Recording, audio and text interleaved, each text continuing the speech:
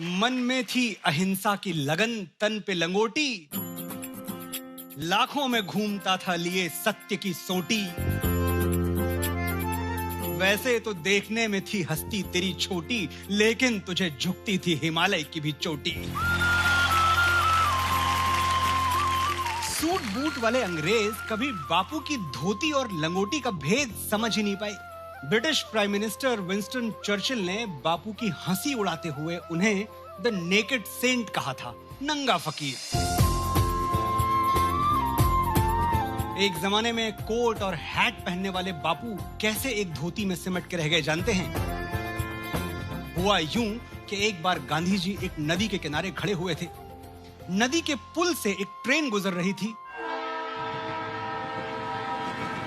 अचानक बापू ने देखा कि नदी में एक औरत स्नान कर रही है और किनारे रेत पर उसकी साड़ी रखी हुई है।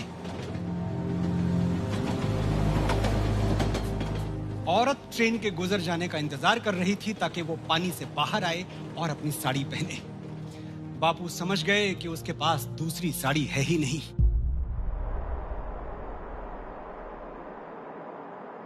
उन्होंने अपनी ओढ़नी उतारी और उस औरत की ओर पानी में बहा दी।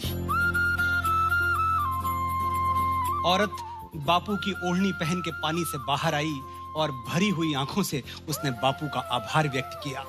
उसी दिन उसी पल बापू ने तय कर लिया कि जिस देश में लाखों लोगों के पास पहनने के लिए दूसरा कपड़ा नहीं है, वहां एक से ज्यादा कपड़ा मैं नहीं पहनूंगा।